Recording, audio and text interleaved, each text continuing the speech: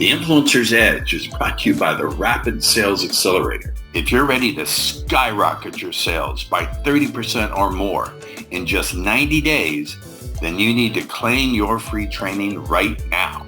You'll learn 4 words that will compel your prospects to trust you like they were children within the first 3 to 5 minutes of any conversation across any platform and any medium.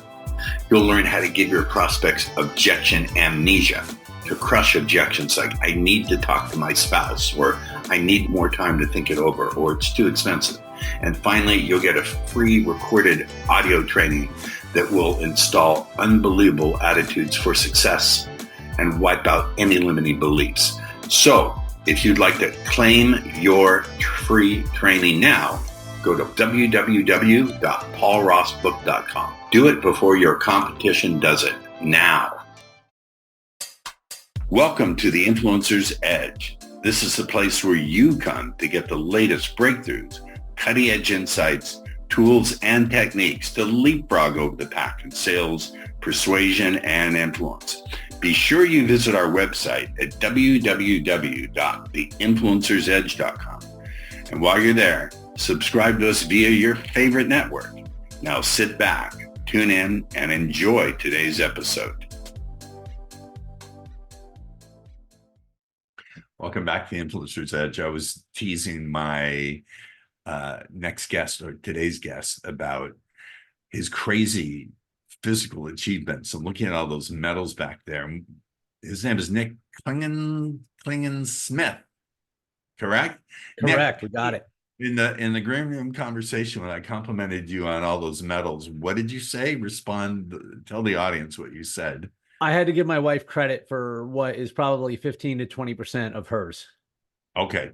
And I had asked Nick, is that because she kicked you in the ass to make you finish these things, or what? So we've done well over 200 shows. I'm going to tell you, your biography is certainly one of the, it would be safe to say your biography is one of the most interesting. So let's dive into it, shall we? Absolutely.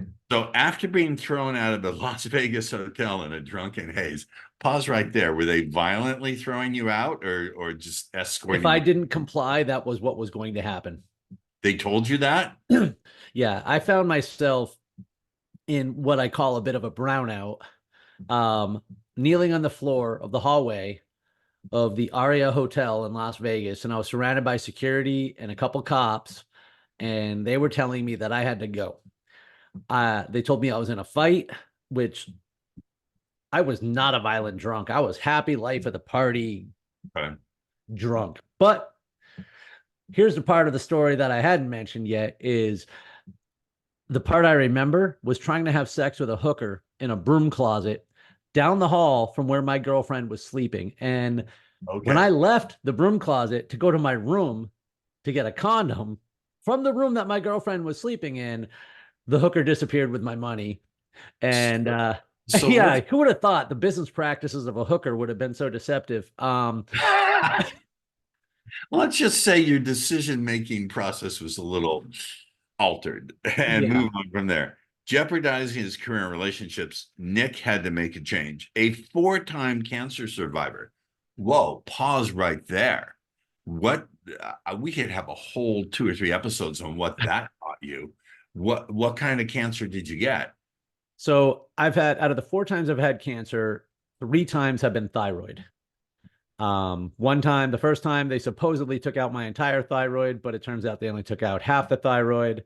The second time they took out the thyroid, but my doctor at the time told me something that was kind of helpful to hear. And he's like, you'll probably get cancer again. Oh, he's nice. Well, he's like, there are probably residual cells or things, within your body still. It's hard to get it all. He goes, but your prognosis will still be good. But the thing about cancer is once it touches you, it's always part of your life. There's never such a thing as all clear, and I just never worried about it again. The 4th time I had cancer was different, though. It was actually in the back of my head. It was treated at a different part of the hospital, and there was no residual after that. They took it out. I didn't need radiation. I didn't need chemo. Good. I didn't need radioactive iodine. I was just Thank God. We could go into an entire discussion, we don't have time, about how that affected your views about the meaning of life but we don't have time. Recovering alcoholic with herniated discs, nerve damage, sleep apnea, acne. Is acne in there? Not anymore. he, de- But he defies it all when he finds obstacle course racing. He does. Wow. What is obstacle course racing? Like what it sounds? How are those sprints or long races? yes. Have you heard of mud runs? I have seen them promoted, All but right. I've never It's gone to like one. that, but on steroids. So this Saturday, for example, I was in Jacksonville, Florida with my wife, and we did a 10K obstacle course race. It was a muddy course. It was on a ranch somewhere, and there was about 25 or 30 obstacles that include climbing over walls, jumping over strange hurdles, carrying heavy objects, traversing various overhead type multi rigs, climbing ropes, Oh, even learn to throwing a kill spear. people. Learn to kill people. You can be Delta Force. Well, I'm pretty good with this. I'm pretty good throwing a spear. All right, we'll keep that in mind next time we decide to piss you off. He's completed over 100 Spartan races, 6 major marathons, several ultras, scores of other obstacle and endurance events. As someone who's walked the path of a sales professional, Nick is an expert in propelling other achievement-driven professionals and leaders to overcome fear and rejection and push past self-limiting doubts. He's a raw and passionate storyteller who holds back nothing, obviously, when revealing who he's used to be and the person he is now. Let's talk about resilient mindset because you are not a teacher, not just a teacher, you've lived it. So you've got to tell me personally, because I go through challenges, everyone's gone through challenges. How the hell do you take on a resilient mindset to deal with cancer, first of all? And then how does that map over into being resilient with sales? So here's the interesting part. I wasn't resilient during cancer. I was a victim. I was a whiny victim. The first time I was diagnosed with cancer, I was scared and I focused more on why me, God, why me? By the time I was diagnosed with cancer for the second time, I had already been diagnosed with diabetes, sleep apnea, and had nerve damage. And I continued on with this victim mindset of why does this keep happening to me? As it moved on, my alcoholism began to really take form. And so by the third time I got cancer, I was relieved to have got cancer because it gave me the excuse I needed to drink. Oh, I can, wow. yeah, I continued just building up this armor and convincing myself that it was me against the world and me versus cancer and just picking this fight. But the thing is, you can't have a me versus the world attitude if you don't really feel that you're a victim of the world. And I did. By the time I got cancer the fourth time, I was convinced that not only I wasn't afraid to die anymore, I was convinced that I would. So I wasn't gritty and resilient. In fact, I wept and held back tears most days on the way to work and repeated to myself, you can only get cancer so many times and not die. The thing that changed my mindset was when my boss walked into my office shortly after I had beaten cancer the fourth time decisively, and he asked me to do a Spartan race with him. And at the time, I wasn't interested at all. I looked at him and I was like, no, no, fuck no. Like that's an 8 to 10 mile trail race with obstacles. That seemed absolutely miserable to me. And I had no intention of making myself that uncomfortable. But what I found out that night is I reflected upon my story and all the things that I had been through. And the hard truth really set in on me. I hadn't overcome my adversity. I had only survived it. I wasn't resilient. I was holding on by a thread. I was surviving. And through this adventure of going through obstacle course racing and really just redefining everything that I believed about myself. And let me just give you one example of something. When was the last time you went outside and played and didn't worry about getting your pants dirty? When I was a well, I won't go that one. Never mind that one. But we can't talk about that on the air. It would be too distracting, and I don't think the woman even remembers me. But no, that would be a kid. That would Well, be when I was a kid. exactly, right? And that's what my first experience was like, being out in the mud, in the wilderness, in the woods, in the world, right? It wasn't me against the world, it was me in the world. And it was liberating to just feel like a kid again and not afraid to get dirty. And it stripped away all the self-doubt and limitations that I had placed on myself, this bubble that I was living in. And so throughout that process, I was then able to realize over the time with obstacle course racing that not only have I overcome my adversity, but now that I can overcome any adversity. So the mindset shift occurred after I had been through everything and began to take charge of my life. And I could see the pattern and the tragedy and the triumph and accepted that mindset was a choice. So it wasn't like an overnight process. And I don't believe that No, we are born, well, we probably are born resilient, but from the very first day we're born, we strip away that resilience a little at a time. And if you aren't going through hard things, you're not prepared to go through hard things.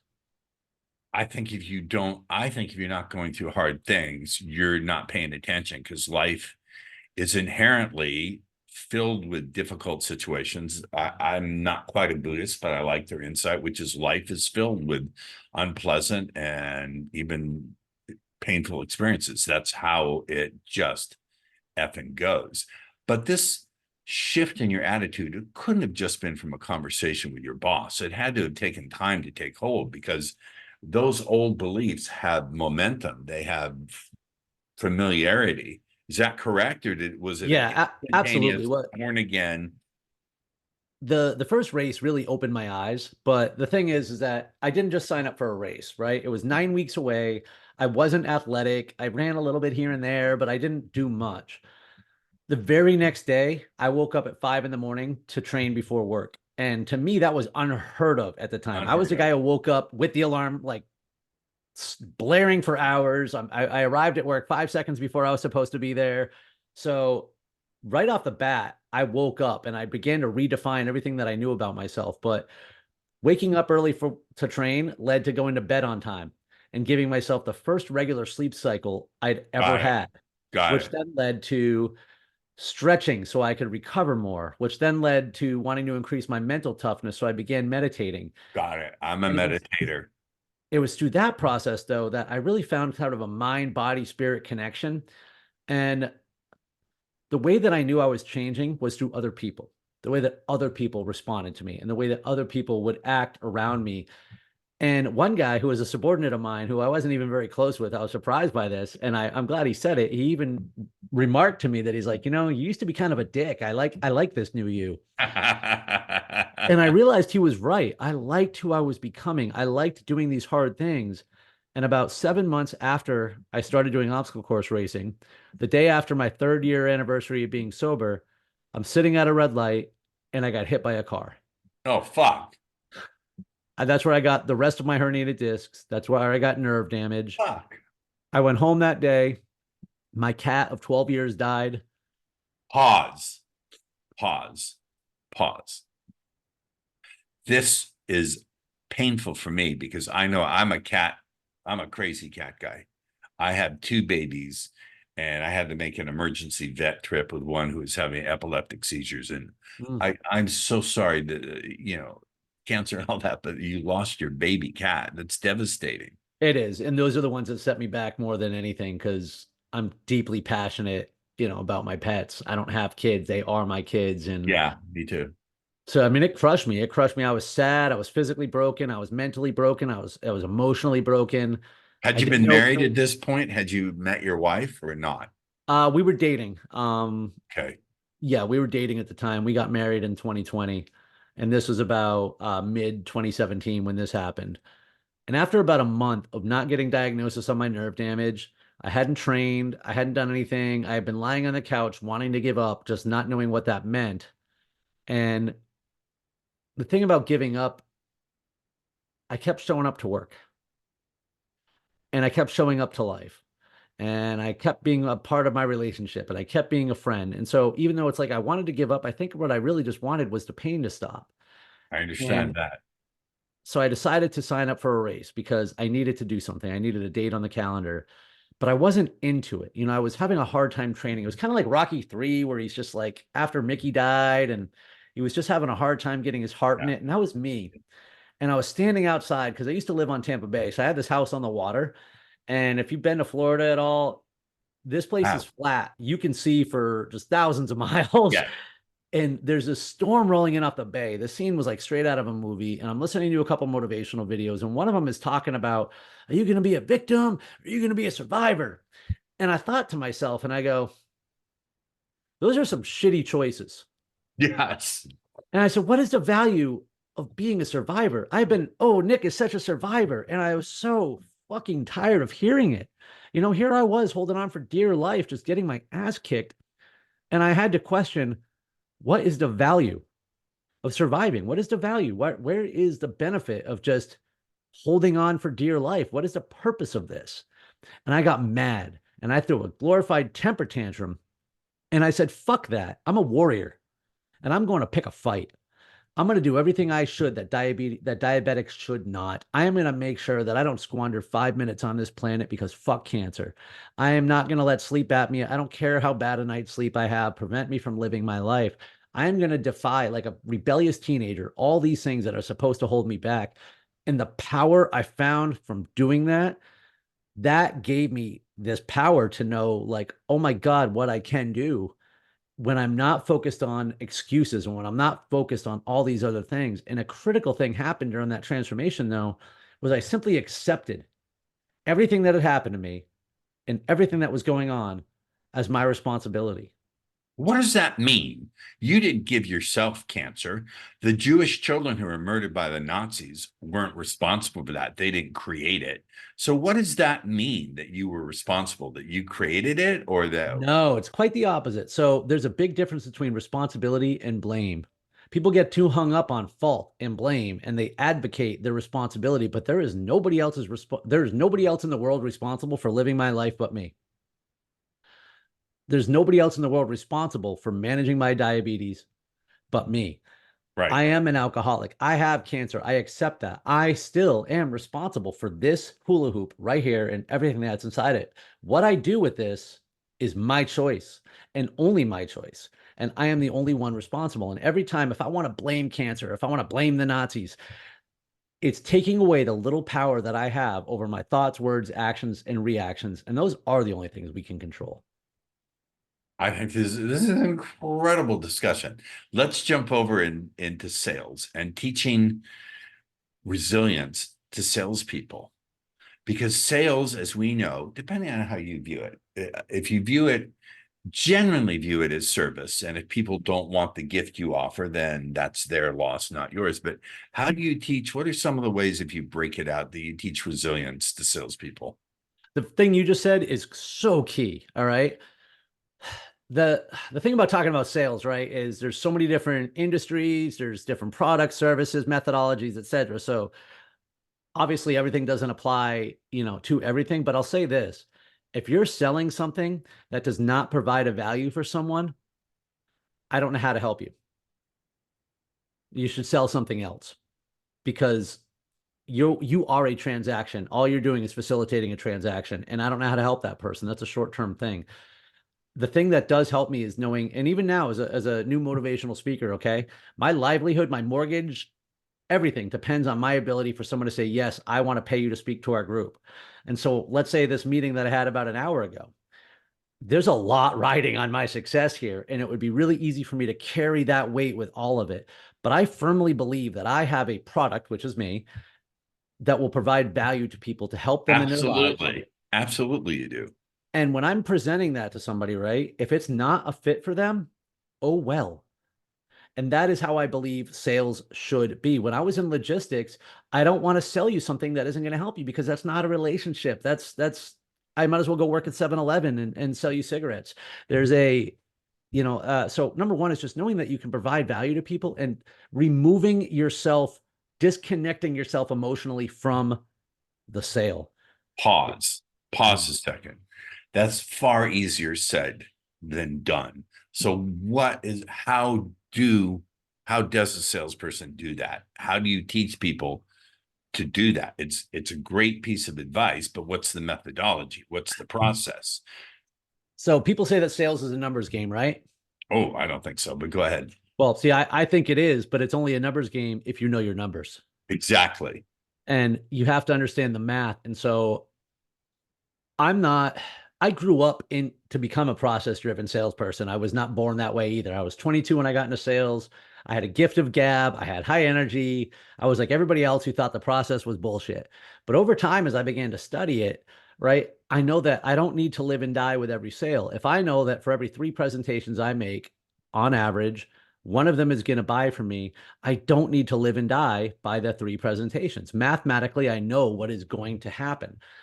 If I know how many calls I need to make in order to set those presentations, then I simply need to execute the plan. I need to use math and process to take myself out, not of the wholesale. That's impossible, right? Like, but out of as much of the process as I can. Like people say they don't like scripts and process for prospecting. Those people are just way too ego driven.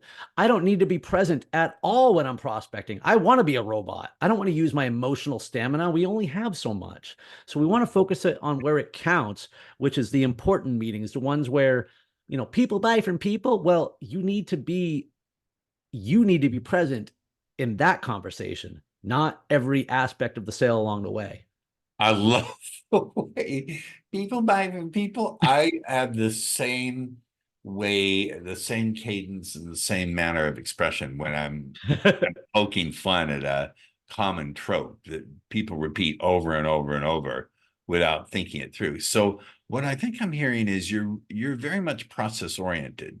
You look at the system and you look at the process, and that's something that you analyze and make sure you implement. So that actually assists you in taking your ego out of it. Yeah, and now I'm in a new position, right? Like, so I was in logistics for 20 years. I studied that forever. I knew my ratios down to the science. I could sell that to somebody. Do X, make Y.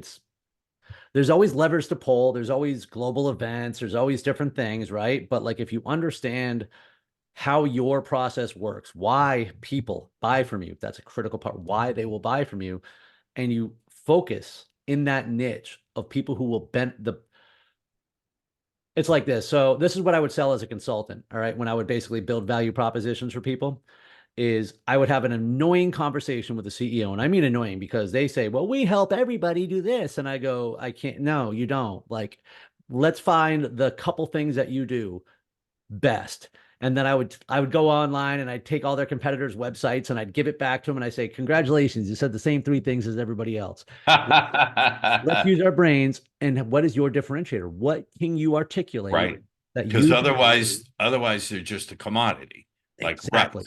And so a lot of times, if you have 10 companies all selling the same thing, they can still all sell the same thing, but highlight the thing that I'm best at. So once we do what is it that we're best at, then we need to find the people who are going to benefit from the most of it and who are most likely to adopt to it.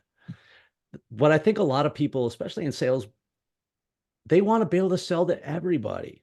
But the more you niche down, the more you are able to create value. So even in logistics, where it's a $900 billion, pushing $1 trillion business now, I want to find the $100,000 that is most likely to benefit from my product or services. So that way, that's the easiest sale to make.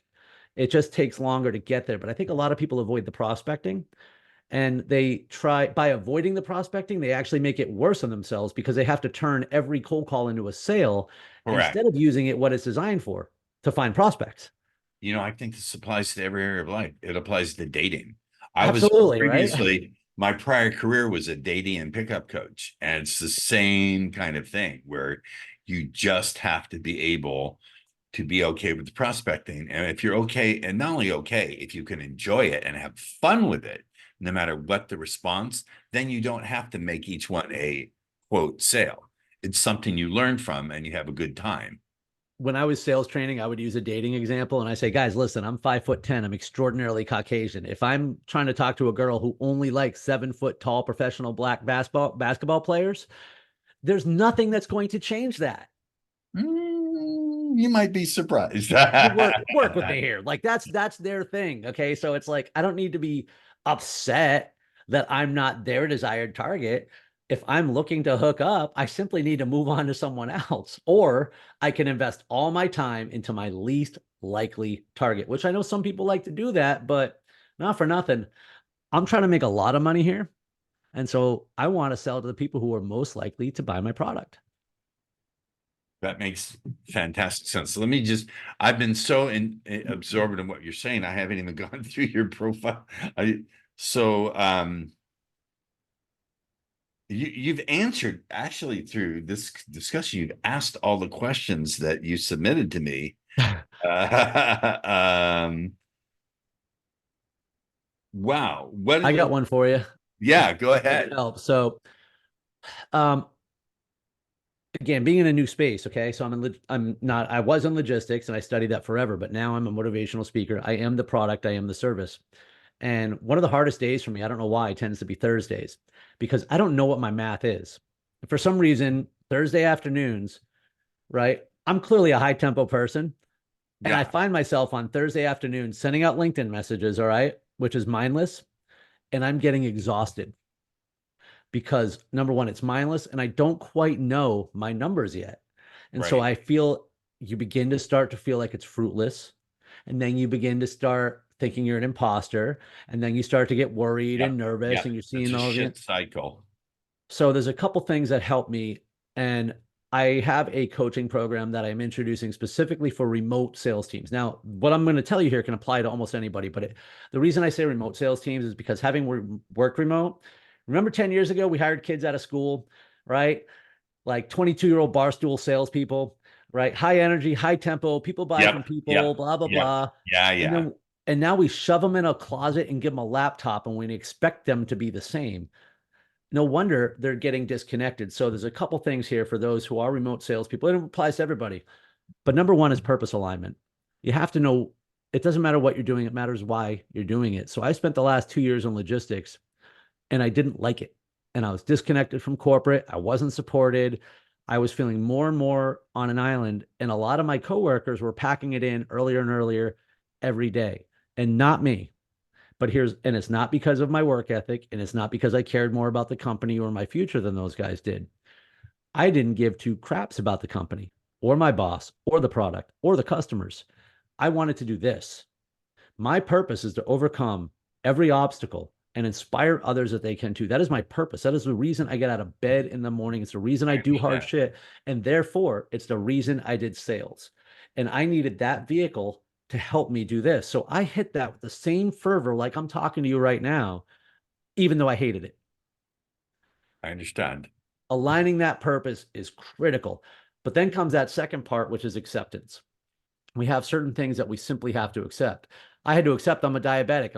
I have to accept I have cancer. I have to accept I'm an alcoholic. I have to accept that I need money to do a job. I have to accept the situation and the circumstances that I'm in. And part of that is taking responsibility because it's real easy to blame, oh, private equity came in and closed my office, so now I've been demoted and blah blah blah. And it's all their fault. Well, it might be their fault, but it's not their job to pay my mortgage. So maybe I should Got it. simply accept the position that I'm in. I Once you're just, able, go ahead. yeah, I'm go sorry. ahead. I'm sorry I stepped on you. You go ahead. You're the guest. I was just gonna say, once you're able to do that, you're really dealing with a blank canvas. And that's when you begin to set epic, meaningful goals and set priorities behind them and enact some discipline.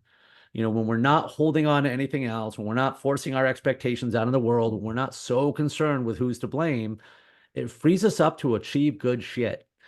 And that's a critical part for me. I'm big on goal setting and I'm big on making plans. And I'm up at 4 or 5 in the morning. And from the moment I'm up, my day is structured. And it has to be. I don't like that. Okay. I am the guy who No, doesn't. No, I don't like, I'm the guy who doesn't like the rules. If you look at my personality assessment, I am alpha. But I know it works. And here's the thing, you only have so much mental stamina. And so if I have to ask myself many times throughout the day, what am I going to do now? I'm going to burn that mental stamina. correct. Now, that said, you have to remain adaptable, right? You could have, we were on the books a couple weeks ago and you had to reschedule. Like that could have thrown my Yeah, whole afternoon down. yeah. No, I just move on to the next thing. I might have to reschedule my 4 o'clock for some reason or something else might happen. As long as we have a plan that keeps us moving and then we're aware and can adapt to the changing circumstances. The last component though comes down to self-belief. I left my job 5 months ago, 5 months ago. Cash ain't rolling in. All right. Like I know the exact moment I will be bankrupt. and I'm not worried about it because I have 100% full faith and confidence that what I am doing has a purpose. I'm going to reach the people I need to, and in time, I will be wildly successful, and I am willing to suffer for it. I love that word, willing. Will is not the same as willingness. I think we need to have the focus and the force, but we also have to be willing to like open our arms and say, okay, I am willing to do what it takes and to take the bruises that may come along with it. One is like a strong, steady, structured, and the other one is more, all right, here I am. Give me the bumps and bruises. I'm willing to take it. You've offered, we haven't even dove too far into the technical details of what you do, but see, this is what I want. And this is what I aim for. This is my purpose, is to have a human to human connection with a guest, like we're having a conversation and a heart to heart. I know that my tribe is going to want to stay in the conversation with you. How did they do that? How do they reach me? Yeah. How do they stay in the conversation with you? What's the way they can learn more from you, get even more value than what they've gotten today? I do have a website, stridemotivation.com. And on there is a landing page for all the podcasts that I've been on, as well as a speaker reel. But that's not the beauty of the content. I post every day on all my social channels at Stride Motivation, STRIDE Motivation. I post daily motivational content. I post obstacle course videos, and primarily it's the daily content that I think is going to reach people, because it's mostly self-talk that tends to resonate. I don't think I get that my story is unique, but the only thing that's really unique about it is the totality of shit that has occurred. It's crazy. And, if you were in the obstacle course racing world, you would see that I'm not that unique. There's badass people who have gone through some tough shit tend to find their way to do things like this. And there's a lot of stories like mine. I get it. When I'm having terrible days, I call my trainer and say, can we have an extra day today? She kicks my ass so hard that everything goes away, because there's no ambiguity. You either lifting that weight or you're not. There's no in between. I totally get it. I can see myself developing more physically. You've been a fantastic guest. Thank you. Stay on with me for a minute or two in the green room when we're done officially broadcasting. Absolutely. This has been another wonderful, wonderful episode of The Influencer's Edge. Thank you, Nick, from the heart. Thank you so much, Paul. The Influencer's Edge is brought to you by the Rapid Sales Accelerator. If you're ready to skyrocket your sales by 30% or more in just 90 days, then you need to claim your free training right now. You'll learn 4 words that will compel your prospects to trust you like they were children within the first 3 to 5 minutes of any conversation across any platform and any medium. You'll learn how to give your prospects objection amnesia, to crush objections like, I need to talk to my spouse, or I need more time to think it over, or it's too expensive. And finally, you'll get a free recorded audio training that will install unbelievable attitudes for success and wipe out any limiting beliefs. So if you'd like to claim your free training now, go to www.paulrossbook.com. Do it before your competition does it now. Thank you for tuning in to The Influencer's Edge, where you get the latest breakthroughs, cutting-edge insights, tools, and techniques so you can leapfrog over the pack in sales, influence, and persuasion. Remember to visit our website at www.theinfluencersedge.com to enjoy even more great episodes like this one. We look forward to seeing you again on The Influencer's Edge Show.